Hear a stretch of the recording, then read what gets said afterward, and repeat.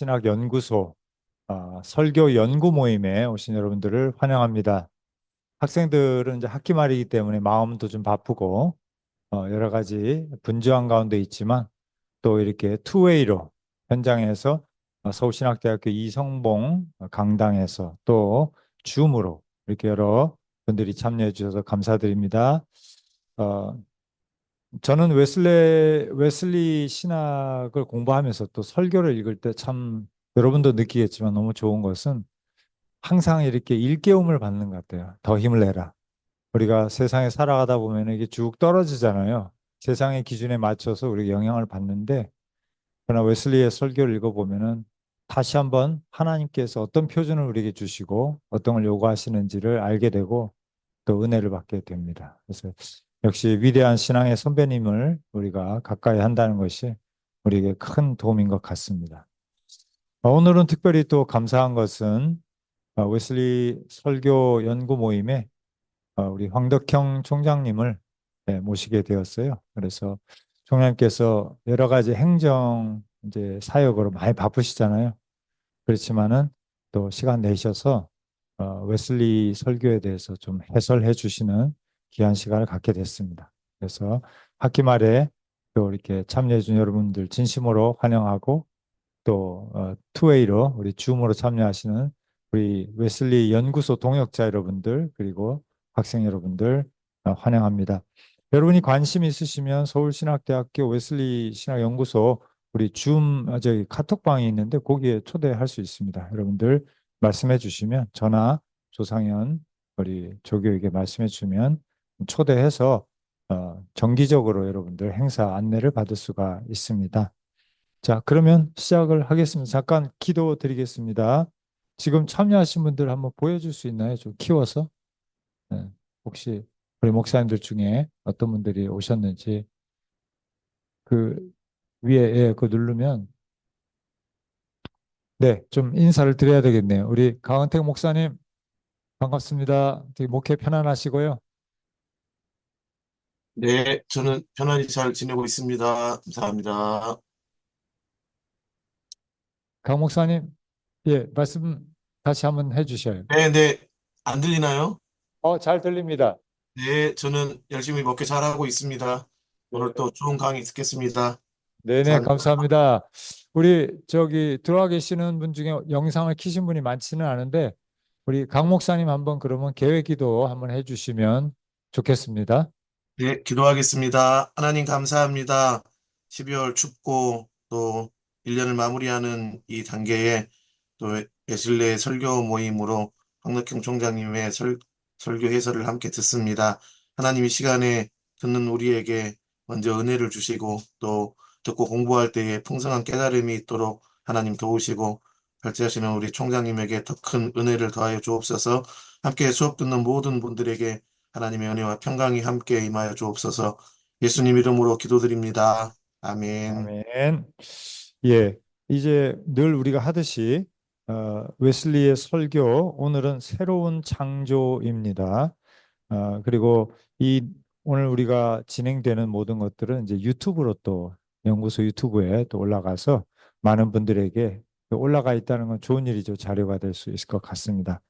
그런데 이제 이거를 총장님께서 다 혼자 읽으시기는 조금 이제 힘이 드시는데요. 우리가 돌아가면서 읽도록 좀 조상현 우리 저기 조교께서 총장님 조금 읽으시고 돌아가면서 읽을 수 있도록 마이크를 잘 이렇게 배분해서 예, 그렇게 좀 부탁을 드리겠습니다. 그럼 우리 총장님 나오실 때 뜨거운 박수 부탁드리겠습니다.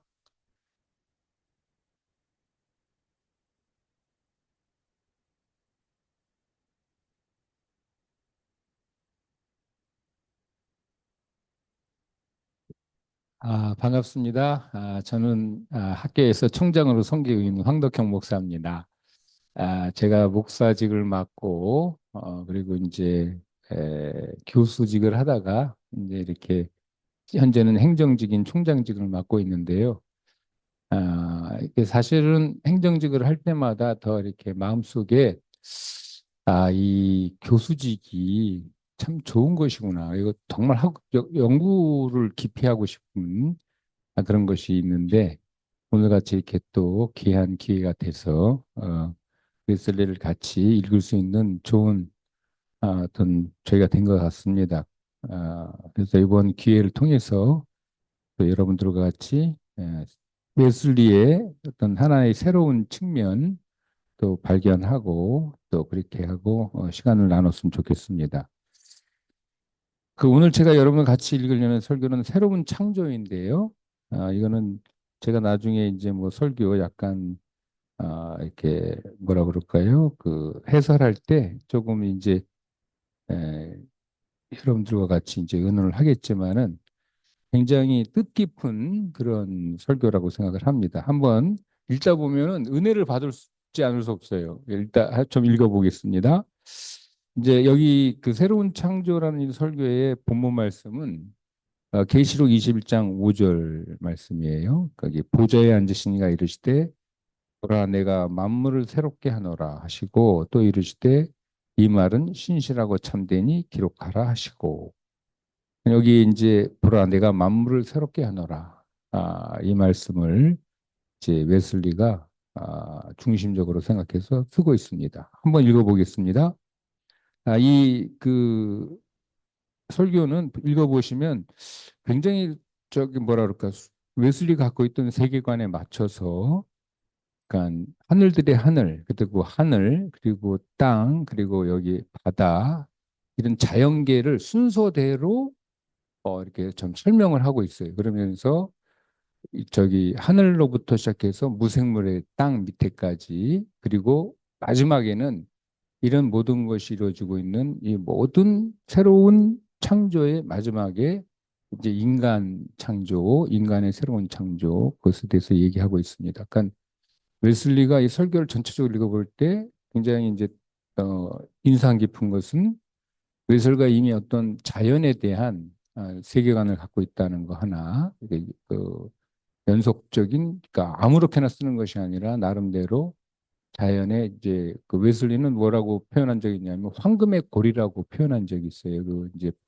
플라톤의 그 글을 그대로 이용해 가지고 그래서 이 자연의 모든 것이 연속적인 관계 안에서 이해하고 있고 그런 관점에서 이제 이거를 굉장히 오늘날 뭐 에콜로기시한 그런 관점이 이 웨슬리한테 있는데 그런 거 얘기하고 있고 또 두 번째로 여러분들이 이제 읽으면서 정말 또 이게 이 사회 이 세계를 이 우리가 보이는 자연이라는 것이 어, 너무나 이제 신비하고 너무 하나하나가 너무 정말 이렇게 말로 할 수 없는 신비와 연관돼 있는 것인데 그러다 보니까 이제 동양적인 그런 물화일체 뭐 이런 이상한 다른 어떤 세계관이 생길 수도 있는데 그런 세계관이 아니라 이 자연을 잘 이해하고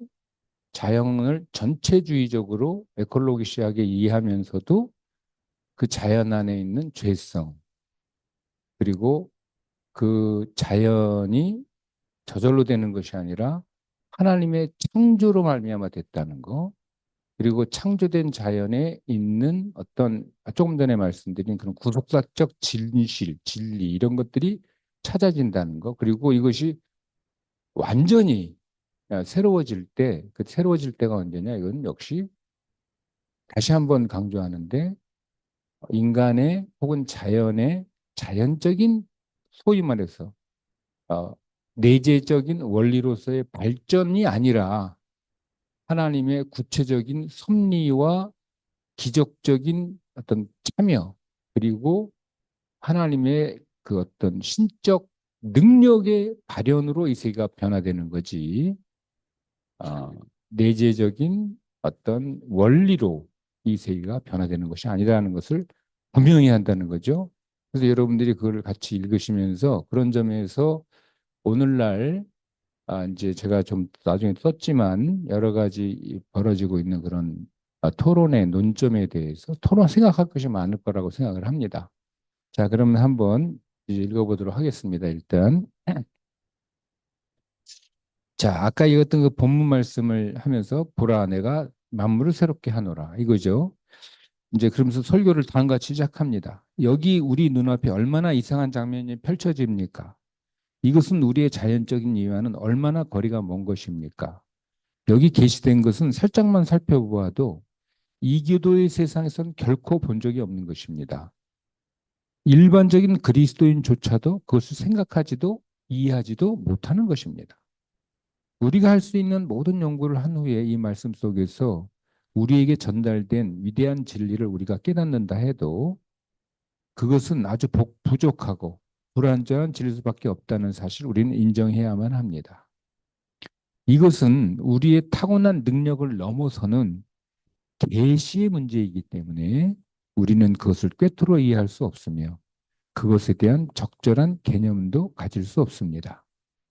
그러나 성경을 성경으로 해석함으로써 또는 믿음의 유비를 따름으로써 우리가 할 수 있는 한 어느 정도 내세의 능력을 맛본 사람들에게는 이 말씀이 격려가 될 수 있습니다. 여기 첫 단초에도 보면 벌써 웨슬리가 얼마나 이 사람, 그러니까 이제 탁월한 목회자이고 설교자이고 뿐만 아니라 살에 깊은 신학자구나 이분이.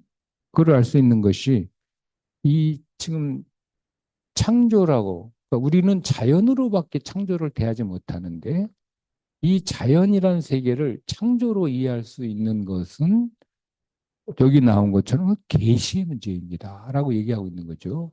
인간의 영역의 문제가 아니라 계시의 문제라 그러면서, 그러면서 뭐라 그러냐면은 이 세계를, 창조의 세계를 계시로 설명할 수 있는 것은 다름이 아니라 믿음의 유비, 믿음으로 믿음에 이르게 한다는 그 믿음의 유비를 따라서 이해할 수 있는 것이다. 이건 너무 소중한 것이죠. 여러분들이 무엇을 이해한다고 할 때 그 이해력이 어디서 오는가? 자연으로부터 오는가? 믿음으로부터 오는가? 그러니까 우리 선조들이 믿기만 하면 되지. 그 말이 쉬운 말이 아니에요. 사실은 그 말의 실제적인 의미는 여기 믿음의 유비라는 말을 우리 선조들이 그렇게 쓰는 것이다. 이렇게 얘기할 수 있겠습니다. 거기에 대해서 이제 좀 더 토론할 때 논의할 수 있겠죠. 인식론적으로, 존재론적으로, 그리고 현대 인지학적으로 이것이 어떤 관점에서 이해될 수 있는지 해석학적으로 이런 걸 할 수 있습니다. 자, 하여튼 자 다음에 더 읽어보겠습니다. 하나님의 환상에 사로잡힌 본문의 사도는 요한계시록 21장 1절에서 이렇게 말합니다. 내가 새 하늘과 새 땅을 보았다. 보좌에 앉으신 그분이 말씀하시기를 나는 이 말씀이 요한계시록 전체를 통해서 그분이 하신 유일한 말씀이라고 확신합니다. 내가 만물을 새롭게 하노라 하였다는 거죠. 상당히 많은 주석가가 이 말씀을 단지 현대의 상태에만 관련시키는 궤변적인 견해로 우리에게 말합니다. 이 말씀은 이교도 박해 이후에 시작된 교회의 번영 상태를 언급한 것이다. 그러나 이 예언의 말씀은 이보다 훨씬 더 심오합니다. 이 말씀은 현재의 세계로 끝나는 것이 아닙니다. 이 말씀은 이 세상이 더 이상 존재하지 않게 되었을 때 일어날 일들을 보여줍니다. 우주의 창조자이시며 통치자이신 그분은 이렇게 말씀하십니다. 보라, 내가 만물을 새롭게 하노라. 새하늘, 이 말은 본래 창세기에서는 복수로, 즉 하늘들로 사용된 것입니다. 따라서 고대 유대 제자들은 자연스럽게 하늘을 세 개로 생각했습니다. 이에 따라서 사도 바울도 3층 천에 이끌려 갔다가라고 말을 합니다. 자, 그러면서 이제 웨슬리는 이런 세계관, 영적 세계관을 이제 먼저 얘기하면서 이제 이 설명을 하기 시작합니다. 이곳에 계시는, 그러니까 이곳이라는 것은 하늘들의 하늘, 소위 말해서 그 바울이 얘기했던 3층 천이죠. 이건 굉장히 상징적이고 신학적인 의미가 있는 개념인데 이게 신화적인 개념이 아니에요. 나중에 이제 우리가 설명하겠지만 신화적이라고 생각하면 안 돼요. 이것은 굉장히 여러분들의 상상력을 넘어선 그런 세계의 언어일 수 있습니다. 이곳에 계시는 위대한 분, 여기서 이곳은 어디냐면 그 3층 천을 얘기한 것이죠. 하늘의 하늘을 얘기한 것입니다. 이곳에 계시는 위대한 분과 마찬가지로 이 하늘도 어떠한 변화도 겪지 않으리라는 걸 생각할 수 있습니다. 확실히 가장 높은 이곳은 영원한 곳이었으며 종말이 없는 세계가 될 것입니다. 단지 이것보다 열등한 하늘들만이 변화하는 경향을 찾을 수 있을 것입니다. 그러면서 이제 3층천 여러분들 하늘의 하늘, 그다음에 중간에 물, 그다음에 이제 우리가 아는 하늘 이제 이렇게 이야기하잖아요. 우리가 아는 하늘 이제 그거를 이제 설명하기 시작해요. 웨슬리는 동시에 별들이 하늘에서 떨어지며 세계의 기초 때부터 몇 개의 궤도 속에서 지켜져 왔던 비밀의 사슬이 풀어지게 될 것입니다. 그 동안에 분자 혹은 우주를 구성하는 원리, 분자를 가지고 있는 열등한 혹은 지상의 하늘이 뜨거운 열기로 녹아내릴 것입니다. 이것은 인간의 생각으로는 상상할 수도 없는 아주 고귀한 상태, 즉 우주의 판멸로 이어지는 우주의 회복에 대한 서곡입니다.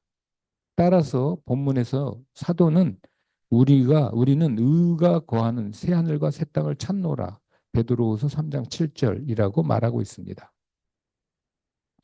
그래서 이 하늘들의 하늘, 그 끝에 하늘은 아니고 그 아래 우리가 사는 열등한 하늘, 우리가 사는 하늘, 이 하늘이 이제 변화된다는 거죠. 그래서 이 변화됐는데 이 변화된 분명 새롭게 이 변화된 창조된 하늘은 별이 있는 하늘과는 상당히 다를 것입니다. 빛나는 별도 혜성도 없을 것입니다. 혼돈한 상태 속에서 무시무시하고 괴상한 반쪽만 형성된 형상, 나는 다수의 세계가 존재한다는 가정에서 얘기하는 것입니다. 그것들은 우리의 생각을 초월합니다. 따라서 우리는 그것에 대한 설명은 영혼에 맡겨야 합니다. 이제 그게 그 우주의 어떤 다양한 이런 모습들을 생각했고, 그 다음에 이제 다시 대기로 내려와요. 우리는 대기의 영역 안에 있는 열등한 하늘에서 이러한 변화를 쉽게 상상할 수 있습니다. 그러나 새 하늘은 더 이상 태풍으로 찢기거나 격렬한 폭풍이나 파괴적인 폭풍으로 동요되지 않을 것입니다. 그때는 모든 것이 빛나고 공평하고 엄숙할 것입니다. 영원한 날에 살아 숨쉬는 모습이 될 것입니다.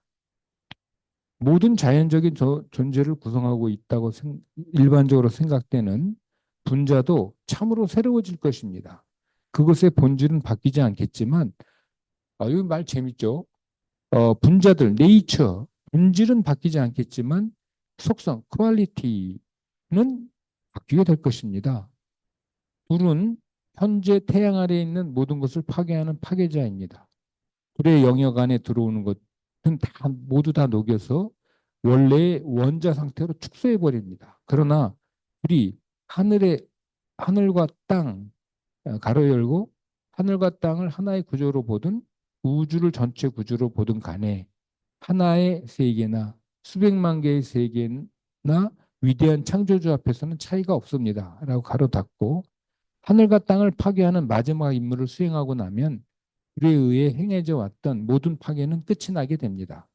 비록 불이 태양 아래 존재하는 모든 물질의 필수적인 구성 요소는 아닐지라도 새하늘과 새 땅에서는 불은 마치 그것이 인간이나 동물의 몸이나 그 나무나 꽃의 본질에 있는 것 같이 최근 실험에서 보여주듯이 많은 양의 천상의 불이 거하는 모든 것 속에서 해로움 없이 이 불이 존재하게 될 것입니다. 이제 이렇게 얘기를 하고 있고요. 네. 네, 제가 대신해서 좀 읽도록 하겠습니다. 네. 새하늘과 새 땅에서는 불쌍한 어린아이들이 놀라게 하는 섬광을 동반한 유성이 더 이상 존재하지 않을 것입니다. 더 이상 비가 오지 않을 것이라고 덧붙이지는 않겠습니다. 사실 낙원에는 이러한 것이 전혀 존재하지 않는다는 사실을 살펴볼 수 있습니다. 우리는 낙원이 회복될 때 이와 같을 것이라고 믿을 만한 충분한 근거가 있습니다. 마침내 거기에는 더 이상 구름과 안개가 존재하지 않게 될 것입니다. 이탈리아의 열풍도 없어질 것입니다. 아라비아에 타는 듯하고 질식시킬 듯한 바람도 없게 될 것입니다. 영국의 저기 저 티 없는 맑은 나무들의 정숙한 머릿결을 산산히 흐트러뜨리는 쌀을 베는 듯한 북동풍도 없을 것입니다. 향기로운 날개로 땅을 살랑살랑 부채질하는 오로지 상쾌하고 건강에 좋은 미풍만이 불 것입니다. 그러나 모든 만물이 새롭게 만들어질 때 물 분자는 어떤 변화를 일으킬까요? 물은 불쾌하거나 건강에 해로운 모든 불순물이 제거된 맑고 깨끗한 순수한 상태로 세계 곳곳에 존재하게 될 것입니다. 그렇지만 영감이 있는 작가는 더 이상의 바다는 존재하지 않게 될 것이다 라고 선언했습니다. 즉, 태초에 하나님께서 천하의 모든 물을 한 곳으로 모이고 마른 땅은 드러나라 라고 말씀하셨을 때 마른 땅이 물의 표면 위에서 펼쳐져서 사방을 덮었습니다. 하나님께서 지구에 일으키시기로 한 대홍수의 명령을 따라서 큰 기품의 샘들이 터지며 하늘의 창들이 열리는 것처럼 보입니다. 그러나 새하늘과 새 땅이 도래하면 바다는 자기 영역을 물러나게 될 것이며 더 이상 지구 표면 위에 드러나지 않을 것입니다. 실제로 바다는 더 이상 필요 없게 될 것입니다. 고대 시인이 생각했던 대로 땅의 모든 부분은 그 땅의 거주자들이 원하는 것은 무엇이나 자연적으로 생산해 낼 것입니다. 그때가 되면 땅의 거주자인 우리는 천사와 같은 자가 될 것입니다. 그들은 힘뿐만 아니라 신속함에 있어서도 천사와 같이 될 것입니다. 그 결과 지구의 이 편에서 저편까지 그들이 원하는 곳이면 어디든지 화살같이 빠르게 갈 수 있게 될 것입니다. 그러나 공기가 물에서보다 땅에서 더 큰 변화를 일어날 것처럼 보입니다. 나는 이 문제를 놓고 많은 사람과 열렬히 논쟁했던 얍곱 뱀의 놀라운 발견, 즉 모든 거주민과 모든 만물이 있는 땅이 그때는 유리처럼 투명해질 것이라는 발견을 믿을 수 없습니다. 성경으로든 이성으로든 이 발견에 대한 근거는 전혀 없는 것처럼 보입니다. 확실히 성경에는 없습니다. 나는 신구약 어디에서도 그러한 주장을 하는 본문을 찾아볼 수 없습니다. 요한계시록 4장 6절의 본문에서도 분명히 이러한 내용을 추론할 수 없습니다. 보좌 앞에 수정과 같은 유리바다가 있고 제가 틀린 것이 아니라면 이 본문이 이 견해를 지지하는 성경의 유일한 본문은 아닐지 모르나 주요 본문일 것입니다. 나는 또한 이성으로 뱀의 발견에 대한 근거를 찾을 수 없습니다. 자, 이제 새하늘과 새 땅이 도래했을 때 땅속에서 일어나게 될 변화를 살펴봅시다. 더 이상 이 땅에는 톡톡한 추위나 타는 듯한 더위가 없을 것입니다. 대신에 풍성한 결실을 거두게 가장 적절한 기온을 유지하게 될 것입니다. 옛날에 하나님께서 지구의 거주민들을 벌주기 위해서 그의 천사들에게 명하여 기울어진 지구를 비스듬히 돌리게 하셨습니다. 그로 인해 지구 한편에서는 격렬한 추위를 다른 한편에서는 극심한 더위를 야기하셨습니다. 그러나 그때가 되면 하나님께서는 분명히 천사들에게 지구를 원위치로 회복시키라고 명령하실 것입니다. 그리고 그때가 되면 지구는 가슴 깊숙이 가지고 있던 소용돌이와 파괴의 원리를 가지지 않게 될 것입니다. 이제 더 이상 지구는 내부의 폭발을 경험하지 않게 될 것입니다. 이제 더 이상 지구는 지진이라는 격렬한 힘에 의해 뒤흔들리거나 산산이 찢어지지 않을 것입니다. 더 이상 무서운 암초도 공포에 질리게 하는 절벽도 존재하지 않을 것입니다. 그리고 황폐한 사막도 볼모의 모래밭도 없게 될 것입니다. 또한 경솔한 여행객을 삼켜버리며 여행객이 지나갈 수 없는 늪이나 열매를 맺지 못하는 습지는 없게 될 것입니다. 나는 완만한 언덕을 어떤 결함으로 생각할 수 없으며 새 땅의 장식물로 생각하겠습니다. 그때가 되면 분명히 이렇게 말하게 될 것입니다. 보라, 저기 쾌적한 초원의 들판에 드러난 그의 놀라운 솜씨를, 많은 풀과 꽃 사이에 나타난 그의 솜씨를, 얼마나 그의 놀라운 솜씨가 아름다운 초원에서 당신의 들판을 치장하는가. 많은 풀과 많은 꽃 사이에서 그의 기술이 나타난다. 그러면 지구의 일반적인 생산물은 어떤 것일까요? 가시나 찔레 혹은 엉겅퀴는 아닐 것입니다. 쓸모없고 악취나는 잡초도 아닐 것입니다. 모든 것이 어떤 식으로든 우리에게 유용하거나 기쁨을 줄 수 있는 것입니다. 우리의 가장 생동감 넘치고 상상을 초월하고도 남을 정도입니다. 그때는 아담이 보았던 낙원보다도 더 아름다운 낙원이 될 것입니다. 좀 더 미천한 무생물의 세계에서의 새 땅 상태가 바로 이러한 것입니다. 이 변화도 대단한 것이지만 모든 생물에게 일어날 그날의 일에 비하면 이것은 아무것도 아니며 하찮은 것입니다. 아담 배반의 가장 통탄할 만한 영역은 바로 생명체의 창조 세계였습니다. 모든 생명이 있는 피조물, 그것이 무엇이든 간에, 즉 거대한 바다짐승에서부터 가장 작은 진드기에 이르기까지 피조물은 생명 없는 무생물과 달리 허무한데 굴복하게 되어 있습니다. 생명 있는 피조물은 모두 숨쉬는 것의 정복자인 죽음과 잔인한 괴물에 굴복하게 되어 있습니다. 그들은 만 가지 형태의 고통에 굴복하게 되어 있습니다. 비록 하나님은 죽음을 만들지 않으셨고 어떤 생명체의 죽음도 기뻐하지 않지만 다른 생명을 탈취하지 않고는 살 수 없는 피조물이 바다에, 하늘에, 이 땅의 사방에 얼마나 많습니까?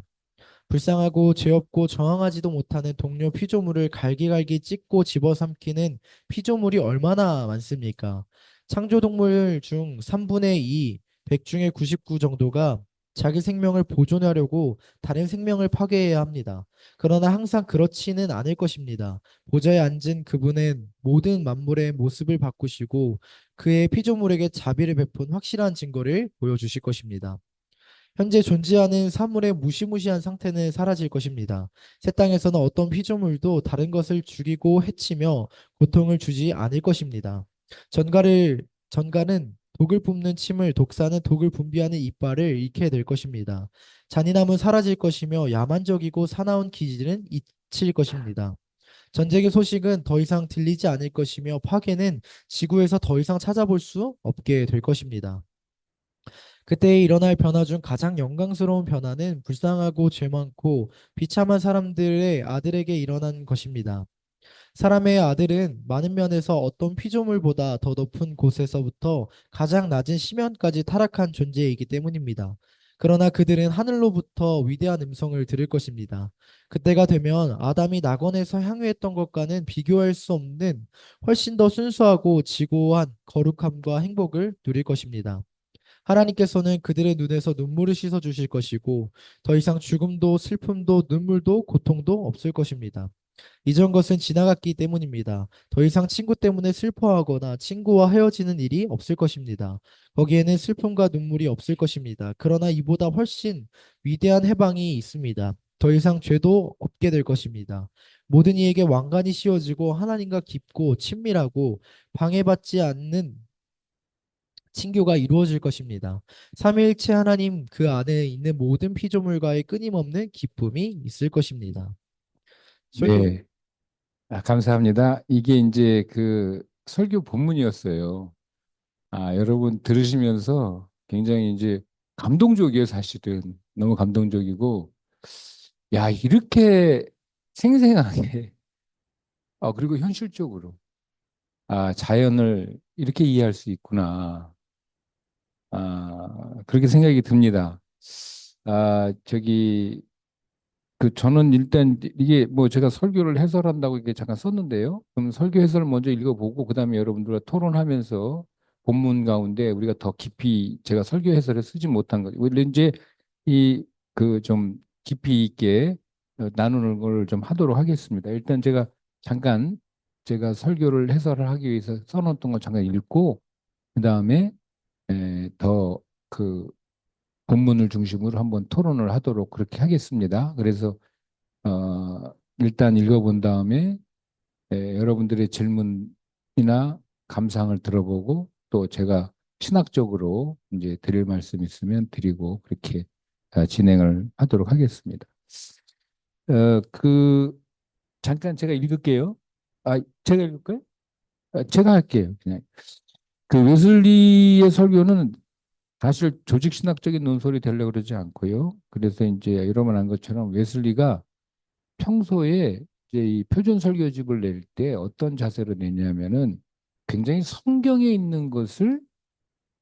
성경에 있는 가르침을 심플하게 전하고 싶다라는 관점에서 이 설교집을 낸 거예요. 그래서 여러분 난 우리 여기 계신 그리고 유튜브를 통해서 접속하신 우리 모두 우리 동료들이 웨슬리 같은 별명을 얻게 되기를 원합니다. 웨슬리는 어떤 별명을 곧 학교 다닐 때 가졌냐면 어, 성경 고집쟁이, 그다음에 성경 존벌레, 이런 그 별명을 가졌어요. 그리고 그 원시 기독교인 이런 식의. 그러니까 성경만 아는 거야, 이 사람이.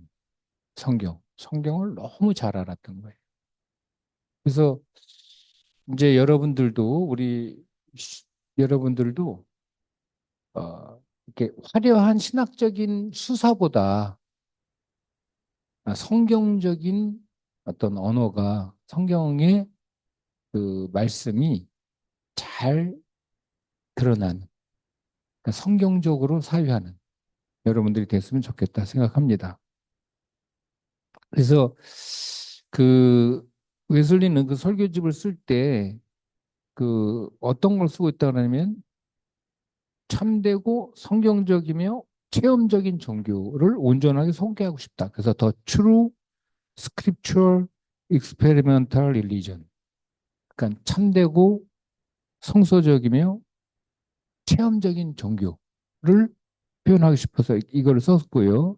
그래가지고 이 이제 그 표준 설교집을 썼는데 여기서 보면은 이제 제일 먼저 눈에 띄는 것이 이제 그 제일 먼저 우리가 이제 요즘 현대에 요즘에 이제 신학적인 우리 학교에 그 지난 학기부터 있었던 어떤 문제와 연관해서 말씀드리고 싶은 게 뭐냐면 제가 한번 읽어볼게요.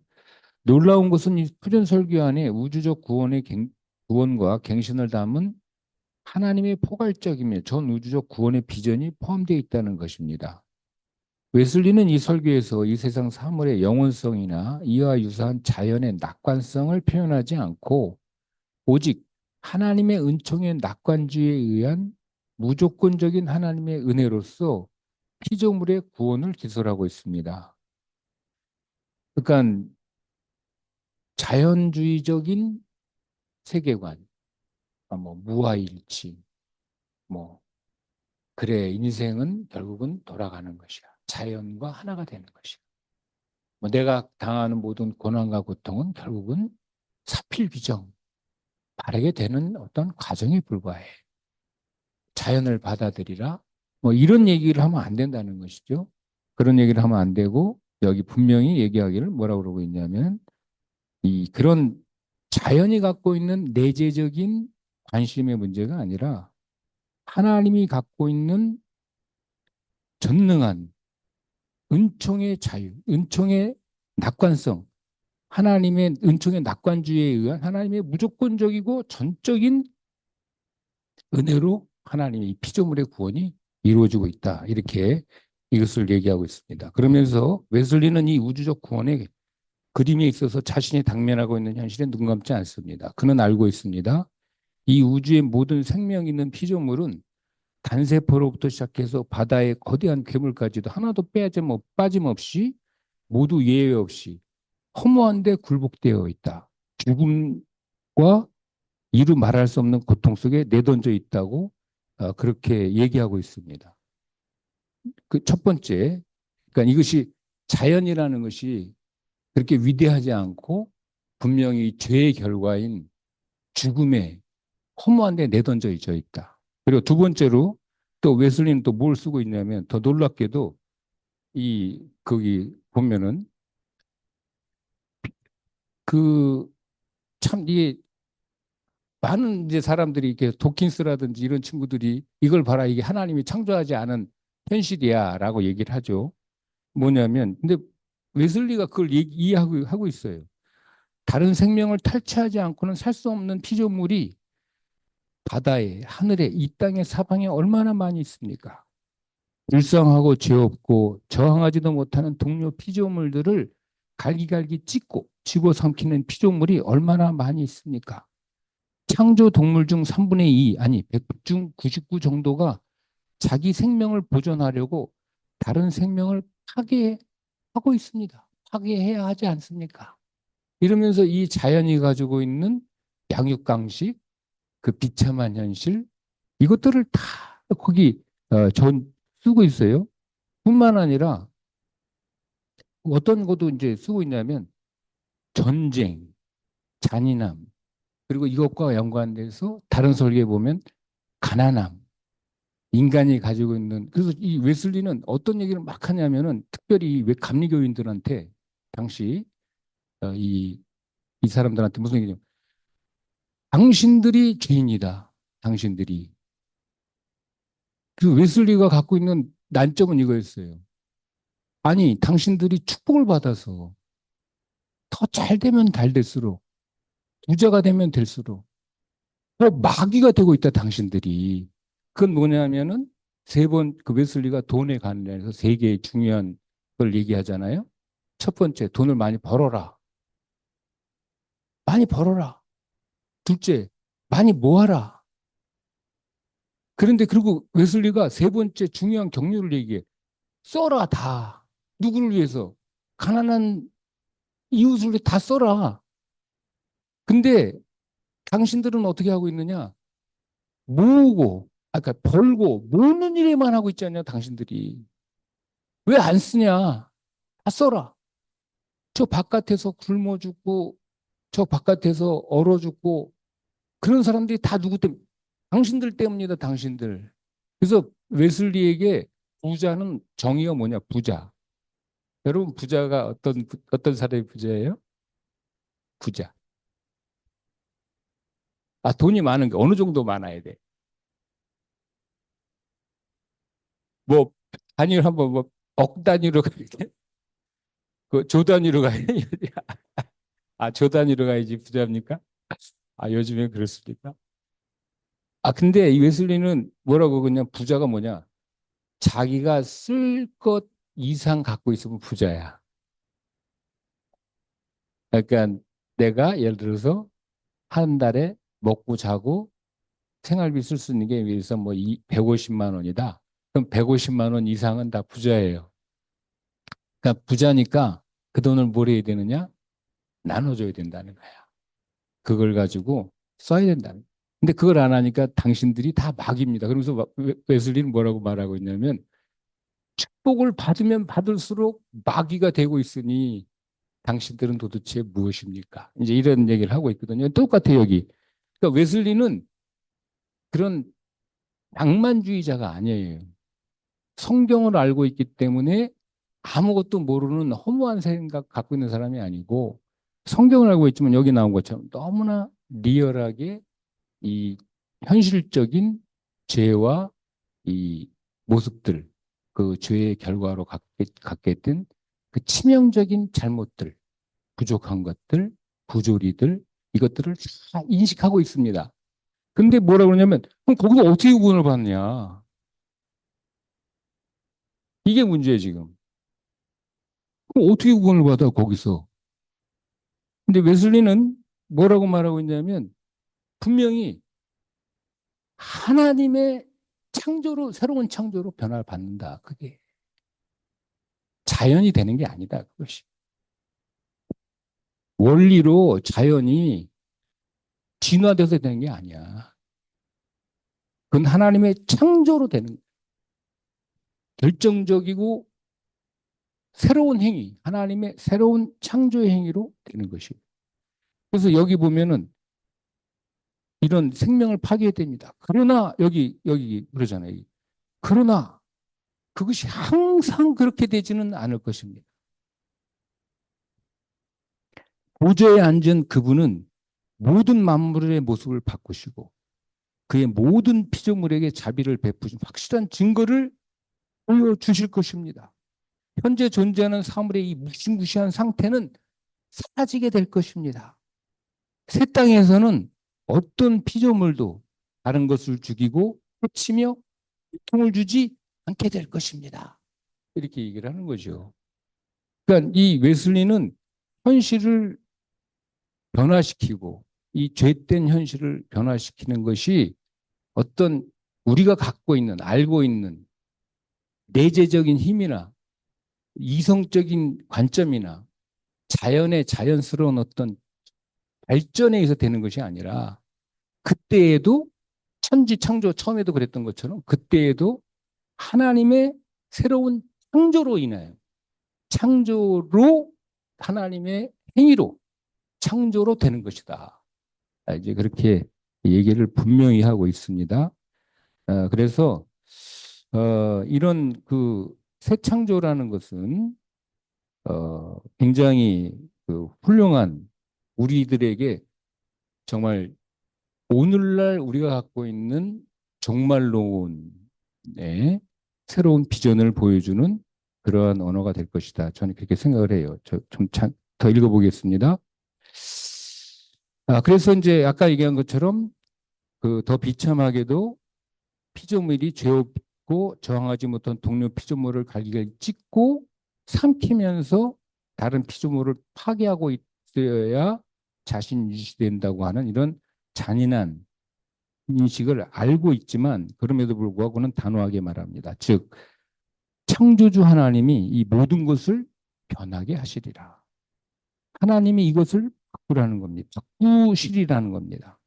그것도 자유로운 은총의 역사로 바꾸실 거라는 것입니다. 이것이 새 창조이고 우리가 하나님으로부터 기대할 수 있는 것이다. 이렇게 얘기하고 있습니다. 그래서 이 설교는 제가 본 어떤 설교보다 정말 놀랍고 성경적인 확신으로 가득 차 있고 이 설교를 통해서 우리들이 배워야 되는 그런 능력으로 가득 차 있는 정말 정말론적 설교. 참 정말로는 이런 것이 이런 설교를 해야 돼. 제가 볼 때 성경적으로 이런 정말론의 참된 모습을 보여주고 있다. 이 모든 피조물은 새롭게 창조될 것이고 그것은 우리의 상상을 넘어서게 될 것이며 그럼에도 불구하고 그것은 은혜의 낙관주의에 기초하여 변화될 이 세상에 대한 희망찬 모습을 보여주고 있습니다. 이 자연에 숨어있는 원리를 혹은 우연을 가장해서 이 자연에 부여되어 있다고 믿는 어떤 자율성에 따라서 이 세계를 변화하는 그것 가능성을 말하지 않습니다. 유신 진화론이 주장하는 자연 원리로서 진화작용에서 하나님이 미래의 유연 요소로 등장하는 그런 하나님의 허망한 구원을 꿈꾸는 것이 아니라 단호하게 그런 인간의 기획을 포기하면서 인간의 기대를 포기하면서 하나님의 초자연적인 역사로서 종말론적인 그것도 여기 제가 정확히 얘기했는데 묵시문학적 종말론적 이런 새 창조가 일어날 것을 주장합니다. 이것이 가장 위대한 놀라운 측면이라고 생각합니다. 그래서 이 창조는 우주를 구성하는 방대한 하늘로부터 시작해서 환경 요소, 뭐 바람은 더 이상 파괴적인 바람이 되지 않을 것입니다. 또 여기 보면 바다를 굉장히 이제 이렇게 한 곳으로 모일 것입니다. 그래서 바다에 이 굉장히 또 웨슬리가 이제 그, 그 옴니스페레트 옴니아 피텔루스 뭐 이런 그 모든 것을 아는 위대한 자연, 위대한 대지 뭐 이런 표현을 쓰고 있는데요. 하여튼 이런 웨슬리가 이제 이런 걸 보면은 이제 고대 그리스 이제 그런 그리스 언어라든지 예, 뭐 플라톤이라든지 이런 사람들의 글을 인용하면서도 그런 자연주의적인 견해를 받아들이는 것이 아니라 그 속에서 그것을 성서적으로 재해석하고 이해하고 있으면서 이렇게 아, 훌륭한 묵시문학적 창조론의 종말론의 세계를 보여주고 있다. 이건 굉장히 훌륭한 설교라고 생각합니다. 그래서 지금 이런 젓는 그러면서 이제 그 뒷부분에 보면은 우리 맨 마지막에 보면은 이제 우리가 놓쳐서는 안 될 것이 이런 변화 하나님께서 새로운 창조를 해 주신 이런 변화 중에 가장 영광스러운 변화가 있는데 그것은 바로 뭐냐면 우리 인간의 변화다. 우리 인간이 하나님의 형상으로 변화되는 그 놀라운 변화. 근데 이 하나님의 형상으로 변화되는 형상의 변화는 어떤 것입니까? 마찬가지 이것도 인간이 어떤 과정을 통해서 성숙의 과정을 통해서 된다기보다는 어떤 의미에서 급격하고 정말 하나님의 외부로부터 오는 그런 계시적인 희로 되는 것이다. 여기 분명히 그렇게 얘기를 하고 있고 그러면서 이 위대한 해방이라고 표현하고 있어요. 이것을 위대한 해방이 이루어질 때, 이 위대한 해방이 이루어질 때 거기에 죄가 없어지게 됩니다. 그리고 이 세상 모든 것에 왕관이 씌워지게 될 것이고 하나님과의 친교가 이루어지게 될 것입니다. 그래서 하나님 삼위일체 하나님과 그 안에 있는 모든 피조물과의 끊임없는 기쁨이 있게 될 것입니다. 라고 얘기하면서 이제 설교를 끝내요. 저는 이 설교를 볼 때 이게 야 정말 위대한 교향곡을 본 것 같은.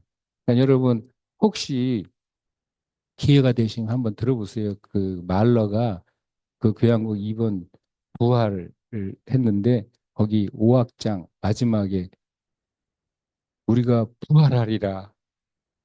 우리가 모두 하나님에게로 나아가리라. 그래서 막 굉장히 장엄하게 끝나거든. 그 말러 교향곡 2번 부활 5악장 이렇게 거기 보면은 마지막에 그, 저, 여러 사람이 이제 연주를 했는데, 그 성시경인가? 뭐, 여자 지휘자가 한, 인천 PD랑 한 연주가 제일 멋있어요. 들어본 것 중에 다 들어봤지만, 한번 여러분 꼭 유튜브에 다 있으니까, 거기 이렇게 유튜브에 찾아보면은, 거기 여자, 지휘자가 나와서, 막 열정적하게, 그 오악장, 꼭 여러분, 들어보시는 그런 느낌을, 이거 받았어요. 이 설교를 읽으면서, 야, 참, 웨슬리가, 굉장히 바빴고, 몸도 쇠약했고, 많은 투쟁 중에 있었고, 엄청나게 많은 일을 하는 사람이었는데, 역시 성경적 사상가였구나. 성경을 통해서 이런 영감이 끝없이 그에게 나오는구나. 이런 걸 생각하게 됐습니다. 그래서 여러분, 성경을 깊이 있게 잘 읽으신 여러분 되시기를 바랍니다. 고맙습니다.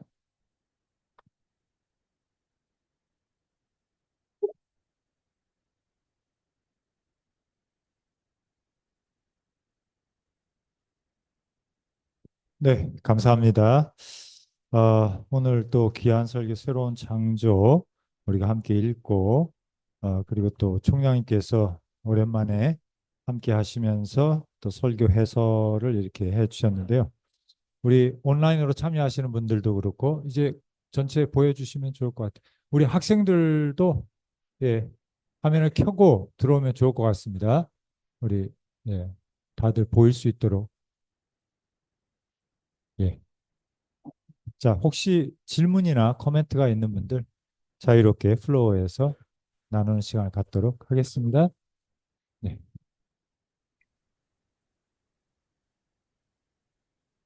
예, 말씀하세요. 자기 이름을 좀 밝혀주면 좋을 것 같습니다.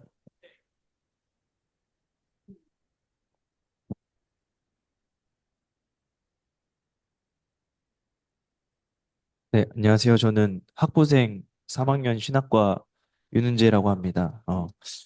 이 웨슬리의 이 설교 가운데 후에 창조될 새 하늘과 새 땅에 대해서 굉장히 디테일하게 묘사되어 있다라는 것을 제가 그런 느낌을 받았는데 이 설교를 들으면서 궁금했던 것이 이 굉장히 새 하늘과 새 땅에 대한 이 디테일하게 묘사된 이런 모습들과 이 깨달음들이 이 깨달음의 원천이 하나님과의 어떤 관계 가운데 영적인 계시를 통해서 웨슬리가 깨달은 것인지 아니면 정말 성경적인 어떤 디테일한 어떤 확실한 근거 가운데서 어, 깨달아서 이 새 하늘과 새 땅에 대한 이 모습을 이렇게 디테일하게 표현한 것인지 좀 그런 부분이 좀 궁금함이 있었습니다.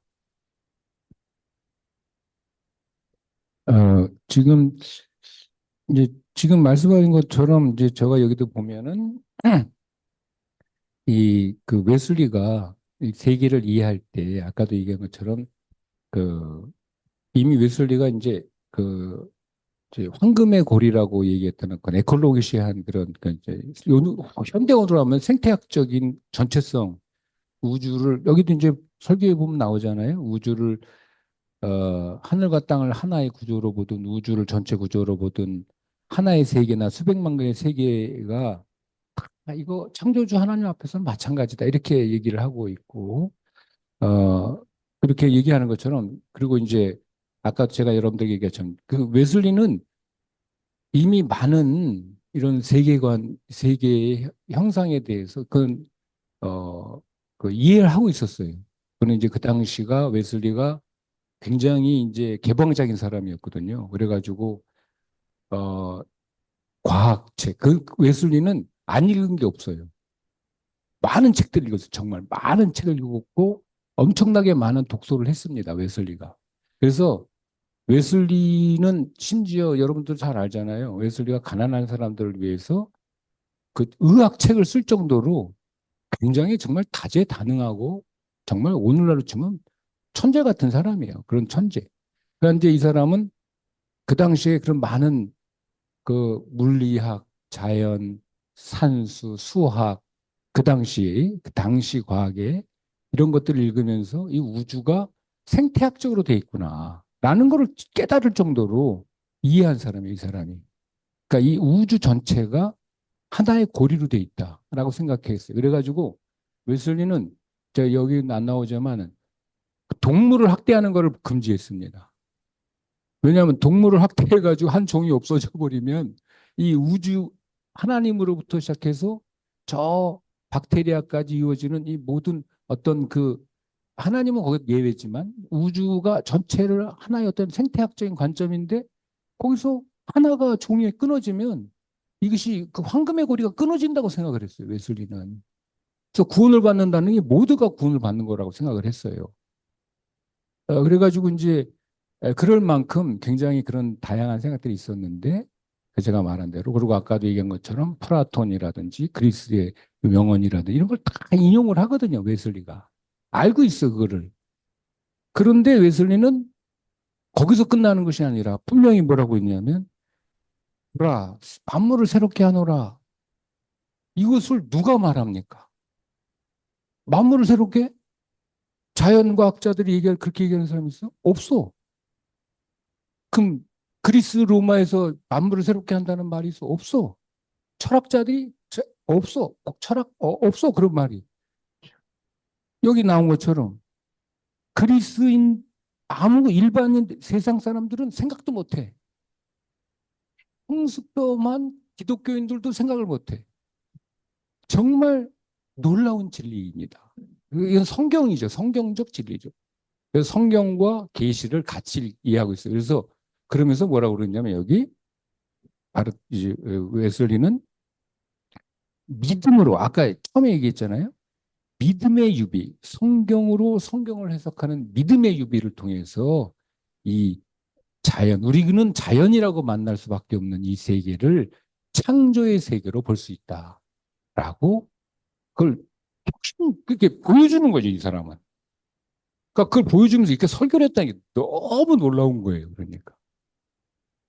그러니까 아마 웨슬리가 정말 놀라운 거는 그런 성경적 계시 관점에서 자연을 하나님의 창조의 세계로 볼 수 있었다는 것이 정말 웨슬리의 특별한 점이다. 이렇게 얘기할 수 있을 것 같아요. 네, 감사합니다. 좋은 질문에 또 우리 황덕형 총장님께서 좋은 대답을 주셨고요. 저희가 이런 설교를 사실은 접할 기회가 거의 없더라고요. 굉장히 특별한 설교다라는 생각이 듭니다. 네, 계속해서 우리 온라인, 오프라인으로 혹시 질문이 있으신 분들, 예, 혹시 문자로도 남겨주면 하면 우리 조상현 조교께서 아마 확인할 수 있을 것 같습니다만, 예, 예, 예, 안녕하세요. 감상 설교를 읽고 나서 여러분들 느낌도 말씀해 주시면 좋겠습니다. 네, 안녕하세요. 혹시 들리시나요?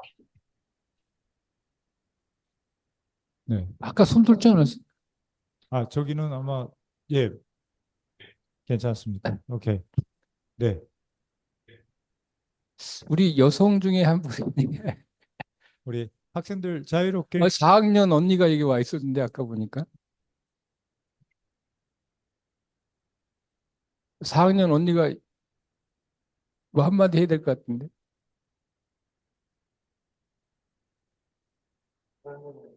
이런 분이 예. 예. 네, 여기 말.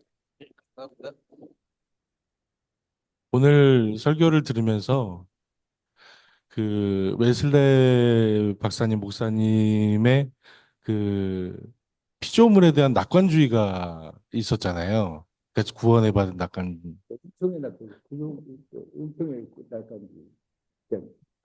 자연적인 낙관주의가 아니라 은총의 낙관주의라고 표현을 했죠. 예.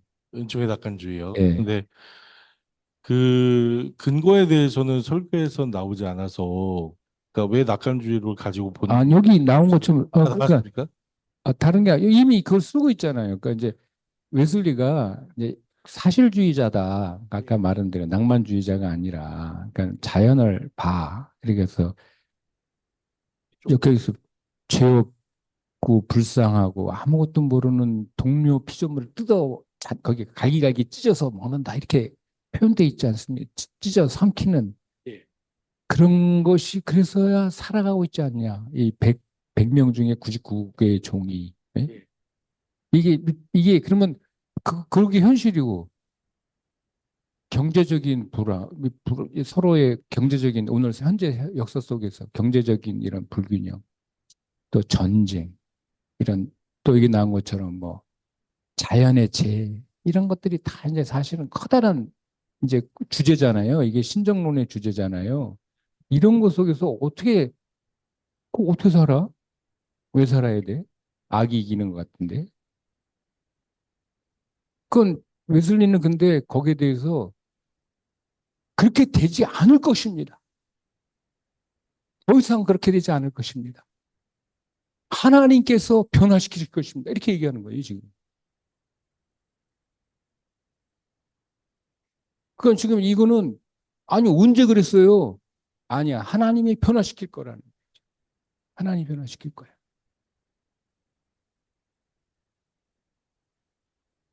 그러니까 지금 그것도 지금도 마찬가지예요. 오늘날도 여러분들이 이 세상을 살아가면서 와, 이런 현실이 일어나고 있는데 이게 살 수 있어? 맞아, 이게? 근데 성경에 여기 보라, 내가 만물을 새롭게 하노라. 그러니까 예수 그리스도 안에서의 말씀. 그러니까 이게 어떤 종말론입니까, 이게?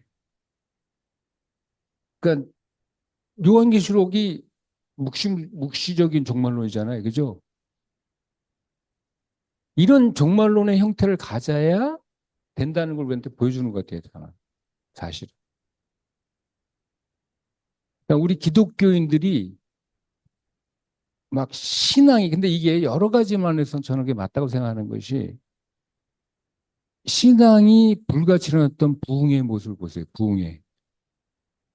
부흥 운동이었던 것의 가장 핵심적인 메시지 중에 하나가 재림입니다. 재림. 주의 임박한 재림. 이런 이런 묵시적인 종말론을 근데 그 묵시적 종말론을 갖고 싶어서 갖는 게 아니야 이게. 내가 갖고 싶어서 가져 그게? 갖고 싶다고 가져지는 게 아니야 이게.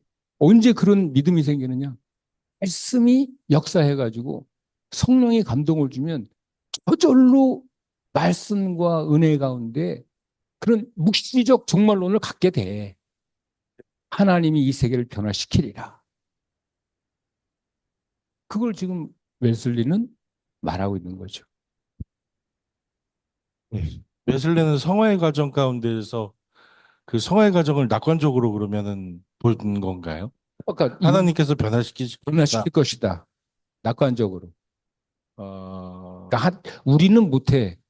하나님이 하실 수 있다 생각합니다. 예. 네. 아마 우리 지금 질문의 요지 중에 하나는 성화가 우리가 또 참여하는 과정인데 지금 말씀하는 새 하늘과 새 땅, 하나님의 새 창조라고 하는 이 차원은 전적으로 하나님께서 하시는 것이라는 데 대해서 우리가 알기로는 하나님과 그 복음적 협동을 통해서 우리가 성화의 과정을 통해서 회복되어 가는데 이거는 오늘 설교의 내용은 하나님이 일방적으로 하시는 것이다라는 것에 대한 질문인 것 같아.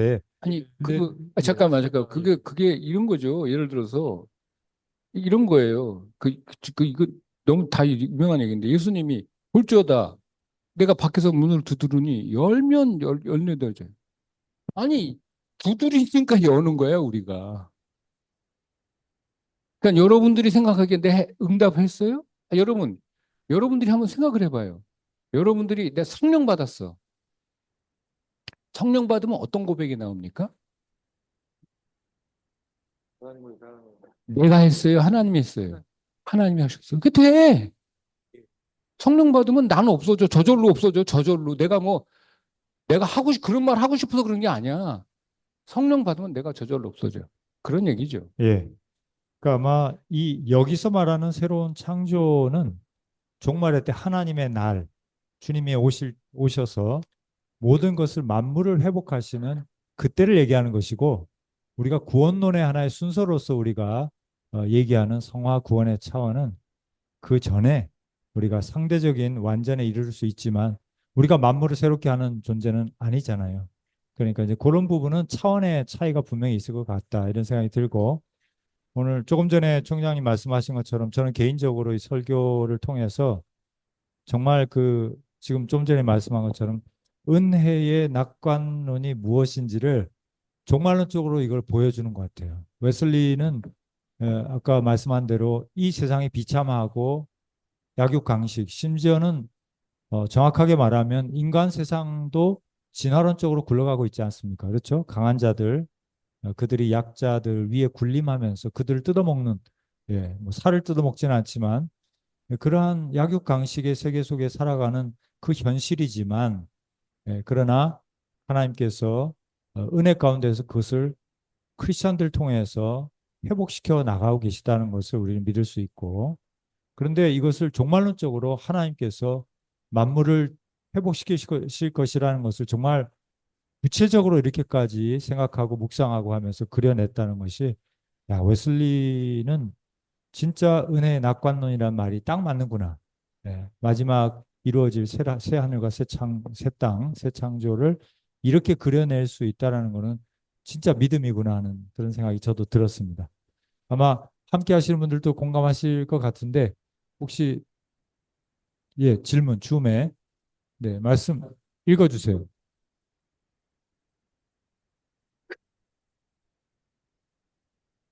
네, 예, 손을 드셨다고 하는데 한번 말씀해 주시죠. 예, 안녕하세요. 들리시나요? 예, 잘 들립니다. 예, 안녕하세요. 저는 미국 텍사스 휴스턴에서 살고 있는 이재준이라고 합니다. 저는 평신도고요. 성결교인으로 되게 큰 자부심을 갖고 있습니다. 그래서 오늘 이렇게 배움의 자리에 초대해 주셔서 감사를 드리고요. 저는 이곳에서 심리 상담을 하고 있는데요. 저의 관심은 우리 성결교단의 사중복음 교리 중에 하나인 신유, 디바인 힐링이 우리 치료의 현장에서 어떻게 적용이 되고 일어나는지에 대해서 많은 관심을 갖고 있습니다. 근데 총장님께서 오늘 소개해 주신 말씀 중에 계시는 자연이 아니라 믿음을 통해서 알 수 있다는 말씀에 굉장히 감명을 받았는데요. 현재 심리 상담에서는 아마 한국도 마찬가지로 인지행동 치료라고 우울증이라든지 여러 가지 정신적인 어떤 심리적인 불안이 잘못된 생각으로부터 와서 그 생각을 바로잡음으로 사람이 이렇게 좋아지고 여러 가지 감정도 다스리고 나쁜 행동도 고쳐질 수 있다고 하는 것이 인지행동 치료의 어떤 모델입니다. 이것은 임피리시즘이나 레이셔널리즘이라든지 이성주의나 실용주의에 기반을 하고 있는데요. 양심이 이 인지행동 모델에서는 인간이 자신의 잘못된 생각을 바로잡으라고 정의를 하는 것 같습니다. 그러나 요사이 이제 기독교 상담가들이 이제 어떤 신앙의 요소를 붙여서요, Religion Adapted Cognitive Behavior Therapy라고 해서 종교를 이렇게 붙인 치료 매뉴얼을 만드는데요. 이때는 이제 성경을 기준으로 인간의 왜곡된 그런 생각을 고치는 소스로 사용을 합니다. 그러나 여전히 가지고 있는 리미테이션, 취약점은 뭐냐면, 여기서는 여전히 인간 자체가 변화의 주체라는 것인데요. 오늘 말씀을 통해서 제가 느낀 것은 의사의 들어오는 연구 중에서도 예배 자체가 치유의 능력이 있다는 뇌과학의 연구들이 많이 발견되고 있습니다. 이 예배를 기름으로 해서 인간의 전두엽 부분이 많이 활성화가 되고 그것으로 인해서 우울증이라든지 다른 정서적 불안이 감소된다는 연구들이 뇌과학 연구에서 많이 이렇게 밝혀지고 있는데요. 과연 이렇다고 한다면 예전에 오성욱 박사님 교수님이 발제하신 것 중에 인간의 양심이 아니라 선한 양심, 혼연님이 주체가 된 선한 양심을 통해서 사람이 변화된다는 말씀에서 이게 일맥상통하는 것 같아요. 근데 이 신유의 그런 실질적인 역사의 현장이 세속적인 상담의 체계가 아니라 하나님의 교회라고 우리가 한다면 우리가 어떻게 하면은 이런 세속적인 신인 상담의 체계와 대화를 하면서 그들을 교화시킬 수 있을지, 어, 가장 제일 먼저 해결해야 될 어떤 장애물이 있다면 그것이 뭔지, 어, 지금 현장에서 일하는 사람으로서 조금 궁금합니다. 지금 멀리서 참여해 주셔서 너무 감사드리고요. 지난번에도 함께 해 주셔서 감사합니다. 텍사스에서 우리가 또 오셔가지고 우리 국제 지금 학술 대회가 됐네요. 감사드리고 내용을 저희가 정확하게 이해했는지 모르겠는데 간단하게 요약을 해볼 테니까 맞는지 한번 봐주시길 바랍니다. 지금 제일리 씨가 말씀한 거는 지금 이제 본인이 상담사로서 지금 활동하면서 질문을 주신 것 같습니다. 그래서 오늘날 그 기독교적인 그런 여러 가지 예배라든지 기도라든지 이런 것들이 치유 효과를 가져오고 있다는 것을 과학적으로 우리가 이제 밝혀내고 있다 이런 말씀을 전제하면서 아마도 이런 질문을 하신 것 같아요. 그 보통 그 세속적인 인지 행동 치료에서는 인간의 양심을 활성화시키고 삐뚤어진 세계관을 바로잡아 줌으로써 치료 효과가 나타난다라고 하는데 지금 이제 우리 제일리 씨는 우리 웨슬리 신학과 사중복음 안에서 이제 이런 것들을 새롭게 발견할 수 있는데 세속적으로 진행하는 이런 인지 행동 치료에서의 양심과 분명히 성령님이 주가 되는 선한 양심 그리고 신유의 역사, 사중복음의 신유의 역사 이런 것들은 분명히 차이가 있을 텐데 그렇다면 우리 사중복음이 강조하는 이러한 신유적인 성령님 중심의 선한 양심을 통한 이런 인지 치료라든지 이러한 회복의 역사들을 어떤 세속적인 이러한 세팅에 적용하려고 할 때 어떻게 우리가 이것을 할 수 있을까라는 그런 질문으로 제가 이해했거든요. 맞습니까? 예, 너무 잘 요약해 주셨습니다. 감사합니다. 맞나? 맞다는 말씀이신가요? 예, 맞습니다. 너무 예, 잘 예, 요약. 예. 그 지금 굉장히 중요한 질문을 하셨어요. 이게 굉장히 중요한 질문이고, 사실은 모든 신학의 어떤 그 언어, 인간이 언어를 쓰는 한, 그리고 인간이 자연적인 존재로 존재하는 한, 갖게 되는 아주 근본적인 질문이죠. 이것은 정말 하나님의 사랑이 우리에게 어떻게 나타나는가, 또 하나님의 기적이 우리에게 어떻게 나타나는가, 이 모든 것에 관한 핵심적인 문제입니다. 그래서 근데 이제 여기에 그래서 여러분 잘 저는 이제 답변을 지금 뭐 이렇게 구체적으로라기보다는 제가 우리 선배들이 우리 신학의 선배들이 해왔던 게 있어요. 이 성만찬 이론에서 이런 내용을 다뤘거든요. 그러니까 떡과 포도주가 과연 어떻게 그리스도의 몸과 그리스도의 피가 되는가? 그러니까 우리의 양심, 우리의 선한 양심 이것이 어떻게 하나님의 것이 되는가? 그런 모든 논리들이 그 성만찬 논의에 다 들어가 있거든요. 여기 보면은 그 순전히 영적인 것이다? 아니야. 그렇지 않고 공제적인 것이야? 아니면 변화되는 것이야? 이런 것들이 다 서로 이제 특징을 이루면서 이렇게 이루어지고 있지 않습니까? 점차 변화되는 것이야. 이렇게 얘기하는 사람도 있고, 아니야. 그것은 공속적인 거야. 가치 있는 거야. 그러면서 그때그때 교환이 일어나는 거야. 교환의 역사가 일어나는 거야.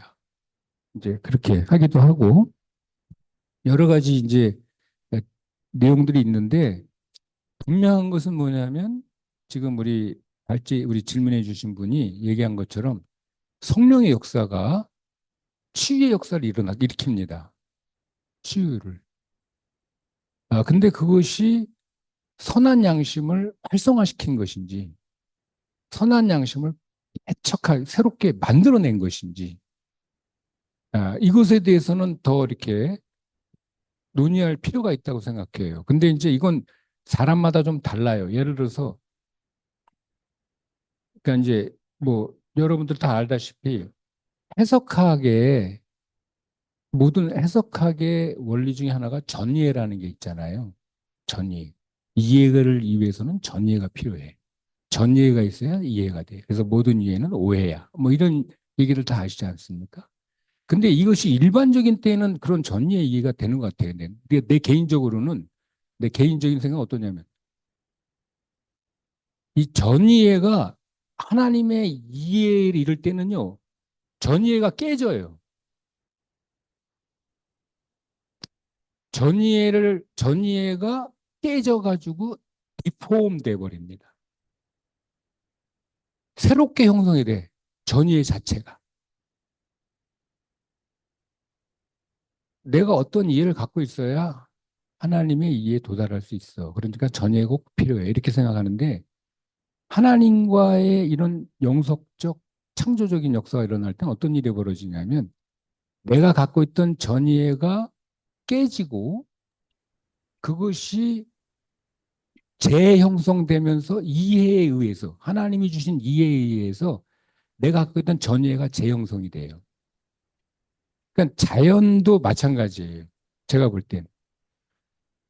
웨슬리가 위대하다고 나는 생각하는 게 우리가 갖고 있는 자연과는 너무나 확실하고 2000년, 몇천 년 동안 갖고 있는 것이고 과학이 얘기하는 것이고 우리가 날마다 경험하는 것이니까 이건 확실하고 변할 수 없는 거야. 거기서 오는 이 계시적인 이런 침투하는 초자연적인 역사가 이상한 거야. 라고 생각해 왔어. 근데 그거는 여러분들이 그렇게 생각하도록 주입 교육을 받은 것이에요. 실제로 어떤 일이 벌어지느냐? 하나님의 계시 역사가 일어나면 내가 갖고 있던 자연 개념이 깨집니다. 새로운 자연이 되는 거예요. 자연 개념 자체가 바뀌어. 그러니까 정확하게 지금 질문하신 이런 심리치료 다 똑같다고 생각해요. 하나님의 영이 임해서 내가 갖고 있던 형태를 해체시키고 새로운 하나님의 형상으로 변화되면서 내가 갖고 있던 전이해의 개념 자체가 바뀐다. 그것이 진정한 이해의 사건이다. 이렇게 생각해요. 그렇게 되는 것이 계시인 것 같습니다. 그러니까 아마 갖고 있는 질문에 대해서 그렇게 생각하는 것이 좋지 않겠나. 이건 제가 갖고 있는 개인적인 생각입니다. 네. 제일리 씨, 이렇게 함께 또 전문인으로서 또 전문 영역에서 또 사중복음을 생각하고 웨슬리 신학을 생각해 주셔서 너무 감사하게 생각하고요. 저도 이제 심리학을 전공한 사람은 아니고 저는 철학적 신학을 전공했는데 가끔 학회에서 이제 그런 주제들을 맞닥뜨릴 때가 있는데 그때마다 늘 좀 불만, 부족함을 느끼는 것은 지금 이제 황덕경 총장님께서 잘 지적하셨지만 우리가 가지고 있는 어떤 그 심리학적 모델, 인간에 대한 이해가 부족하다, 피상적이다라는 것을 많이 느껴요. 그래서 뭐 예를 들면 우리가 프로이트를 좀 기본적으로 좀 배워서 알고 있잖아요. 거기 보면은 이제 슈퍼에고나 초자아가 있고 그다음에 우리의 이드라고 하는 우리의 본능적인 그러한 욕동 욕구들이 있고 무의식적인 것에서 그리고 그 사이에서 그것들을 조율하는 이제 에고가 있는데 이제 이러한 모델 속에서 이제 일어나는 모든 그 상호작용 이런 것들로 이제 심리를 설명하고 거기서 또 치료의 어떤 길을 찾고 이렇게 하고 있는데 정말 우리 예수 믿는 사람 입장에서 또 성령 체험을 하는 사람 입장에서 보면은 이게 영이라고 하는 인간의 어떤 그 존재의 중심 이제 이 부분이 완전히 빠져 있잖아요. 그리고 성령님의 역사라고 하는 우리를 만지시고 치유하시는 이런 것들이 다 빠져 있기 때문에 그 모델 자체가 참 부족하다는 걸 너무 많이 느끼게 되는데 아마 제일리 씨도 그런 비슷한 느낌을 많이 가지실 것 같아요. 분명히 신앙적인 행위와 하나님의 은혜를 통해서 치유 역사들이 나타나거든요. 우리가 루터가 그랬잖아요. 루터가 그 누구죠? 그 에릭 에릭슨이 영맨 루터라는 그 논문과 또 책에서 얘기하는 게 그거잖아요. 심리학적으로 볼 때 사이코 애널리시스 심리 이 분석을 통해서 볼 때 웨슬리는 치유받은 거예요. 주님의 은혜 안에서 자기 자신의 그 못난 자아를 긍정할 수 있는 용기를 얻었다 이렇게 되거든요. 그러니까 그의 에고를 구해준 것은 다른 것이 아니라 하나님의 그 용납하심, 은혜 이거였거든요. 그러니까 이런 것들이 지금 기존의 틀을 가지고는 소화가 안 되고 설명이 안 된다는 거. 그래서 우리가 너무 지금 총장님 지적하신 거는 그건 것 같아요. 우리가 가지고 있는 소위 과학적인 지금까지 밝혀진 경험 과학적인 이런 또 이론들이 한계가 있다. 그렇기 때문에 은혜 체험과 성경의 세계관 속으로 우리가 들어가면 그 전에 우리가 자연 안에서 알지 못했던 자연적인 방법을 알지 못했던 새로운 모델들을 우리가 경험하게 된다. 이것은 분명한 일인 것 같고요. 그래서 전이해를 깨뜨리고 우리 가지고 있는 기존의 소위 말하는 패러다임은 깨지라고 있는 거죠. 새로운 패러다임을 우리에게 보여준다. 이런 점에서 앞으로 같이 계속적으로 좀 연구하시고 또 알려주시면 또 좋을 것 같습니다. 시간이 조금 남았는데요. 우리 질문이나 코멘트 혹시 뒤에 계신 분들 중에 우리 신 목사님도 들어오셨네요. 반갑습니다. 네. 교수님, 제가 한 말씀 드려도 될까요? 예, 예.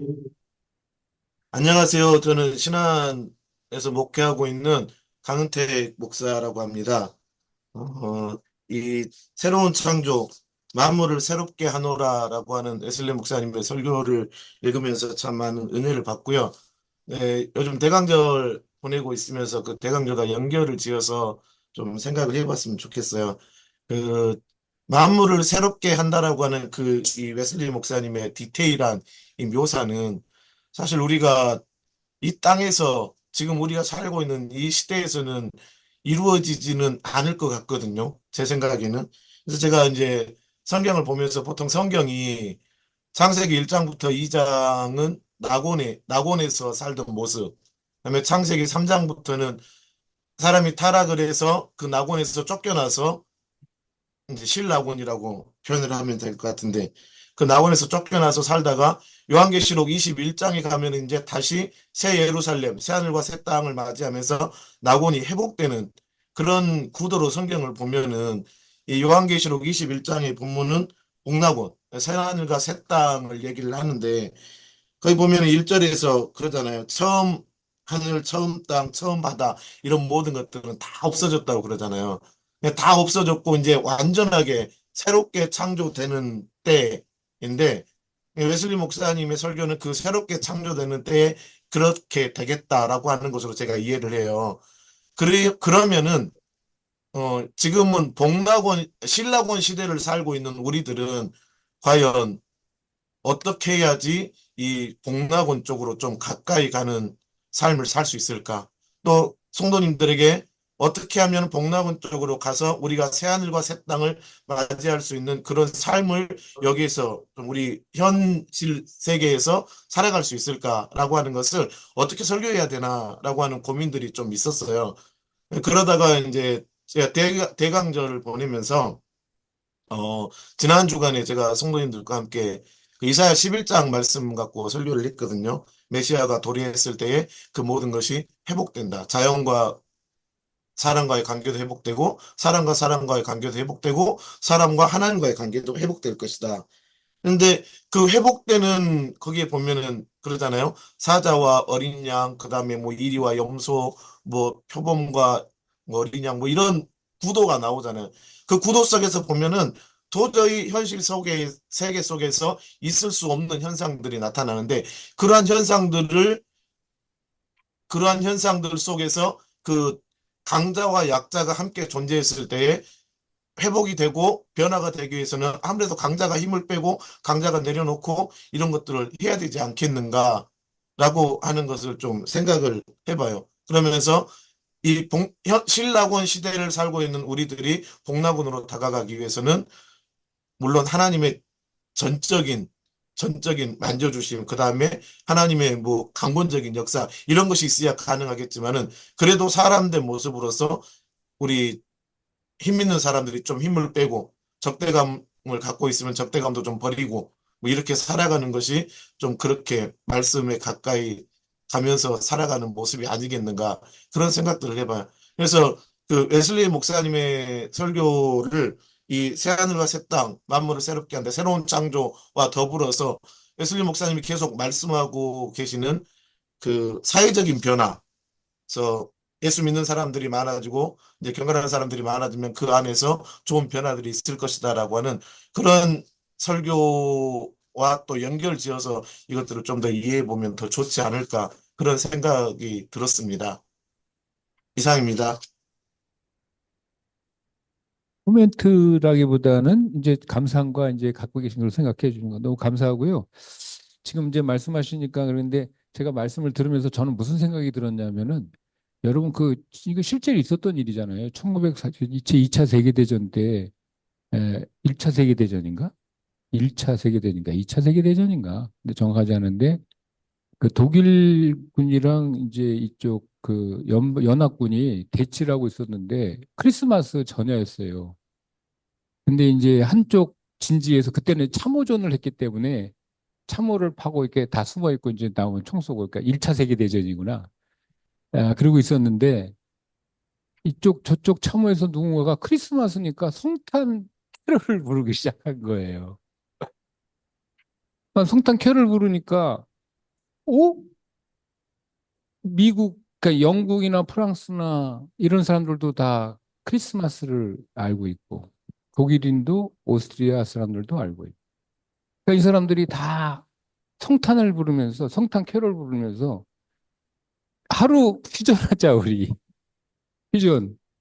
그래서 그 중간에 막 전쟁이 벌어졌던 그 중간에서 체육대회를 했어요.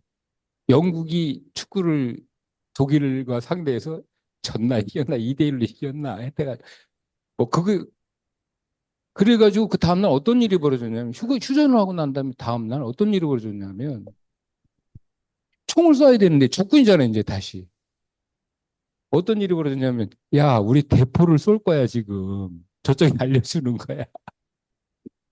우리가 대포를 쏠 거니까 절대 진지 밖에 나오지 마라. 대포를 쏴. 쏘래니까 위에서는 쐈어. 그렇지만 아무도 안 죽어. 그 저쪽에서 야 우리가 지금 오른쪽으로 기총소사를 쏘기 시작할 거야. 그러니까 다 왼쪽으로 피해라. 이렇게 돼가지고 전쟁이 안 돼. 그래가지고 이 후방에 있는 부대 지휘관들이 그 부대를 교체시켜 버렸어요. 실제 있었던 일이에요. 실제.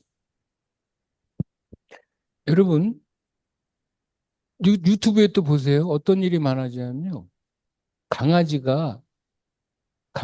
그 호랭이랑 그 사자 새끼를 키웠어.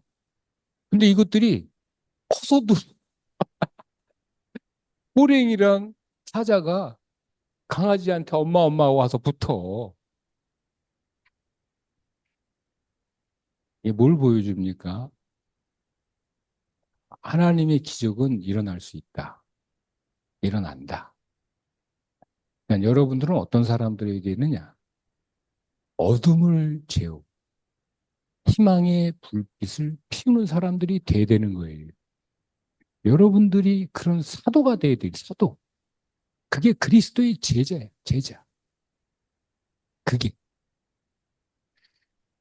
여러분들 그래서 이제 웨슬리가 그런 놀라운 체험을 우리에게 전해주는 사람 아니냐. 귀한 우리의 전통이다 이런 생각을 합니다. 감사합니다. 네, 감사합니다. 네, 이제 마무리를 좀 하도록 하고요.